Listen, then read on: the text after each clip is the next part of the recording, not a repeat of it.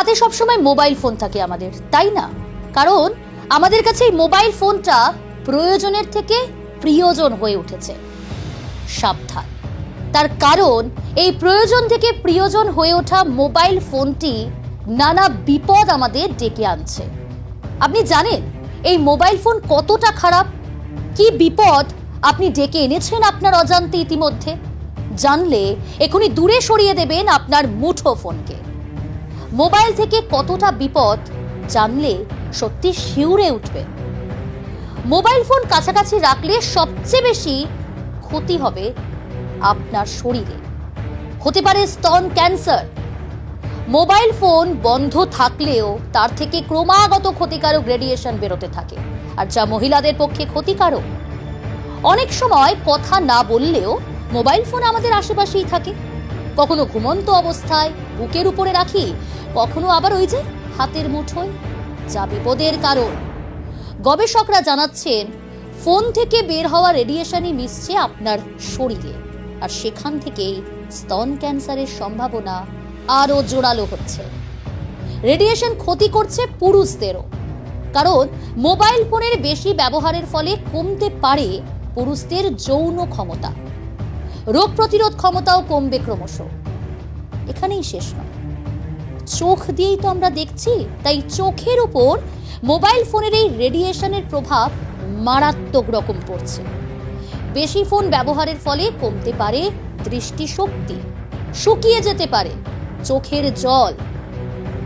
ঘাড় নিচু করে আমরা মোবাইল ঘাঁটি প্রত্যেকে, তাই ঘাড় নিচু করে যখন ঘন্টার পর ঘন্টা মোবাইলে চ্যাটিং, ভিডিও কল করছি, তা সবচেয়ে বেশি ক্ষতি করছে। তার কারণ ফোনের আলোয় সরাসরি প্রভাবিত হচ্ছে রেটিনা।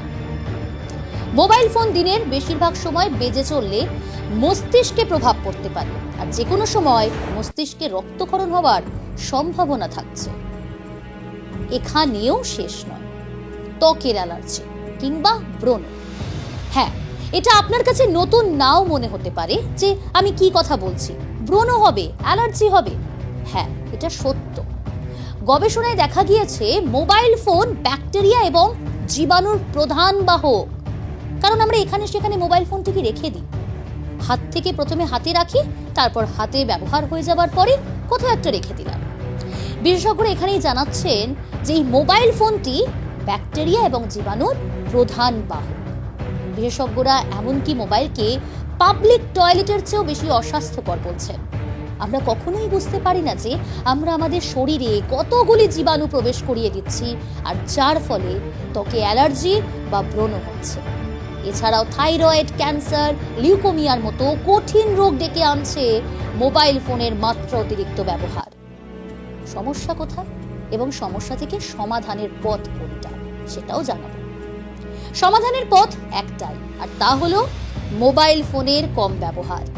প্রয়োজন থেকে প্রিয়জন হয়ে উঠেছে মোবাইল ফোন ঠিকই, কিন্তু ব্যবহার কম করতে হবে। শরীরের কাছাকাছি মোবাইল ফোন না রাখার পরামর্শ দিচ্ছেন ডাক্তাররা, আর সেটা আপনার ভালোর জন্য। ফোনে কথা বলুন, তা তো বলতেই হবে, চ্যাটও করতে হবে, তবে সবটাই সীমিত। ডাক্তারদের পরামর্শ ফোনে নয়, আত্মীয় বন্ধুদের সঙ্গে দেখা করে তাদের খোঁজ নিন। ঘন্টার পর ঘন্টা কানে ফোন গুঁজে রাখবেন না। প্রতিবেশীর সঙ্গেও মাঝে মধ্যে জমিয়ে আড্ডা দিন। সব মিলিয়ে রাশ টানুন মোবাইল ফোন ব্যবহারে, আর তাহলেই পাবেন রোগমুক্ত সুস্থ জীবন।